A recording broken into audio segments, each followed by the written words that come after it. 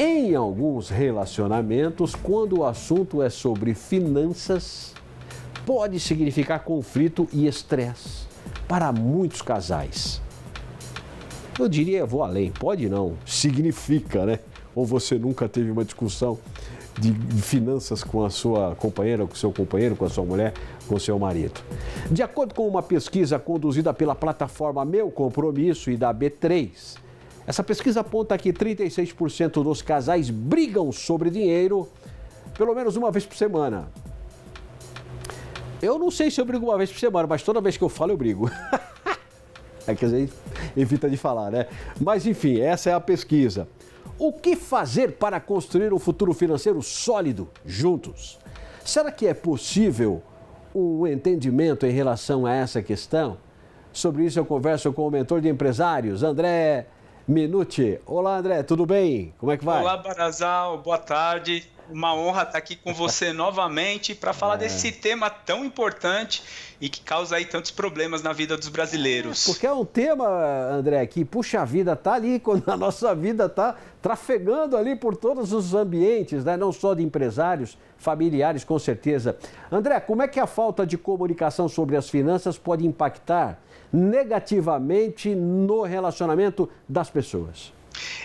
Primeiro, o casal ele começa a se distanciar por conta desse mal entendimento sobre as finanças, e aí algo que poderia ser bom, né? Vamos falar sobre projetos, vamos falar sobre futuro, acaba se tornando brigas e o casal tende a começar a esconder um do outro algumas coisas sobre as finanças. Tá? Para não deixar o outro chateado. E isso vai minando a confiança do casal ao longo do tempo. E aí a pessoa para de conversar, inclusive outros assuntos, né? Porque tem medo que vai ser puxado esse papo e não quer, né? Não quer falar, né? Sim. Olha só, o primeiro motivo de separação dos casais é a comunicação e a falta de feedback. O segundo são as finanças, né? O segundo maior problema de divórcios e separação são das finanças. E aí nós estamos juntando as duas coisas, né? O casal, ele não conversa, então falta comunicação, não tem feedback sobre o que nós estamos fazendo com as nossas finanças. E aí o problema, né? Chega nas finanças mesmo, que normalmente, principalmente num país como o Brasil, que estimula-se ao crédito, paga juros, pelo menos é isso que o governo fala o tempo todo. E aí o casal começa o quê? Começa a ter problemas financeiros, dívidas, financiamentos que não conseguem pagar e o casal tende a jogar a culpa um no outro. Então, você é culpado por estarmos nessa situação, o outro diz, você é o culpado por estarmos nessa situação e isso vai fazendo com que o relacionamento se perca ao longo do tempo. Sim, e em termos de comportamento, quais os principais desafios enfrentados pelos casais ao estabelecerem metas financeiras em conjunto? Show. Primeiro, o casal ele tem que estar alinhado com qual é o nosso estilo de finanças. Nós vamos trabalhar juntos. O ideal, segundo as pesquisas, mostra que o casal mais bem-sucedido financeiramente é aqueles que eles juntam as finanças e trabalham junto. Então, esse é um comportamento muito importante. O segundo comportamento é um orçamento. Antes de eu colocar uma meta para o futuro, um objetivo, fazer o orçamento familiar mensal, colocar tudo que gasta, as previsões, né? Então eu coloco do mês atual e coloco as previsões do mês posterior para ir poder checando ao longo do tempo. E aí sim, nesse terceiro passo, quais são as metas? Metas de poupar dinheiro todos os meses, de investimento, de gastos, de poupar para sonhos, como uma viagem, faculdade dos filhos. Então isso é fundamental. Muito bem. E por que é importante, André, ter uma reserva de emergência? Para que a pessoa ela não precise, no momento de urgência, ter que se desfazer de algum bem e ter um valor muito menor, ou ter que ir no momento de urgência e buscar empréstimos com instituições financeiras que vão cobrar muito mais caro porque a pessoa precisa, né? Quando a pessoa não precisa, a taxa é menor. Quando ela precisa, aí realmente as instituições cobram muito. E normalmente as pessoas passam muitos apertos por não ter essa reserva de emergência. Mas essa reserva é um caso sério, viu?